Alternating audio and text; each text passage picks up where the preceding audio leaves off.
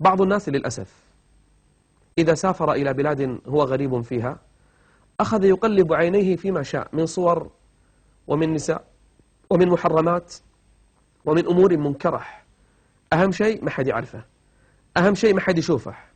ألم يعلم بأن الله يرى. بعض الناس إذا جلس أمام التلفاز والفضائيات قلب عينيه في كل منكر وينظر إلى كل حرام ولا يبالي، فقط يمتع ناظريه ويمتع نفسه. قل للمؤمنين، شوف الأسلوب. الله جل وعلا يقول للنبي عليه الصلاة والسلام: يا رسول الله أخبر أهل الإيمان. قل لهم. ماذا أقول لهم؟ قل للمؤمنين يغضوا من أبصارهم. لأنه إذا ما غض بصره، لأنه إذا ما حفظ العينين لن يحفظ الفرج. قل للمؤمنين يغضوا من أبصارهم ويحفظوا فروجهم. وإذا أطلق لعينيه العنان كل الحوادث مبدأها من النظر، ومعظم النار من مستصغر الشار. اسمعوا قصة رجل كان يعمل مؤذنا في زمان قديم، يعمل مؤذنا، وكان الأذان في الماضي يرقى الرجل على سطح المسجد أعلى المسجد ويؤذن، ما عندهم سماعات وميكروفونات وغيرها مثل اليوم. وكان كلما رقى سطح المسجد نظر إلى بيت من البيوت فيه فتاة، كان ينظر إليها ويمتع ناظريه بها حتى تعلق قلبه بها، مع أنه يؤذن لكنه لم يغض بصره، لكنه ما اتقى الله في نعمة العين. نزل الرجل يوم من الأيام فطرق الباب على ذلك البيت، فخرجت تلك الفتاة فقال لها: أريد أن أتزوجك، أريد الزواج منك، أنا أحبك، أنا أعشقك. فقالت له: لا يمكن. قال لها: لما؟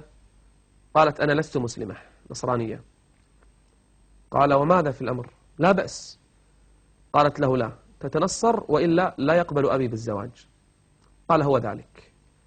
فترك دينه ودخل في دين النصرانية، ارتد ودخل على البيت ليتزوجها، فسقته من الخمر فشرب، وأكل من الحرام وشرب من الحرام، وكان يرقى على سطح منزلها يوم من الأيام وهو ثمل سكران، سقط من أعلى المنزل وهلك الرجل وزهقت نفسه على غير دين محمد عليه الصلاة والسلام. بدأ الأمر بما؟ بنظرة. قل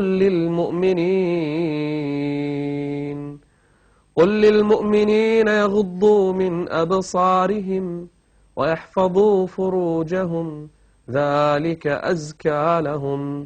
بعض الناس في الإنترنت مثلا يدخل على مواقع يقلب ناظريه، يسر ناظريه ما ضر خاطره، لا مرحبا بسرور عاد بالضرر.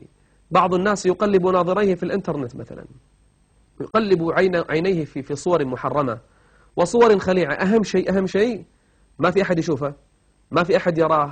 ألم يعلم بأن الله يرى، ألم يعلم بأن الله يرى. بعض الناس يروح الأسواق، يذهب إلى الأسواق، يتجول في الأسواق يمنة ويسرة ويشاهد هذه وينظر هذه الصورة ويتمتع بهذا المنظر ويفعل كذا وكذا.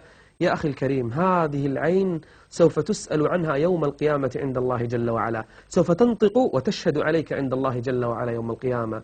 ولا تقف ما ليس لك به علم إن السمع والبصر والفؤاد،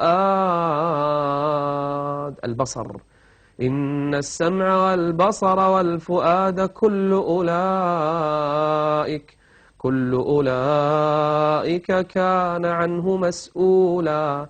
وإذا خلوت بريبة في ظلمة والنفس داعية إلى الطغيان فاستحي من نظر الإله. استحي، لا تقل ما في أحد يشوفني، استحي من نظر الإله.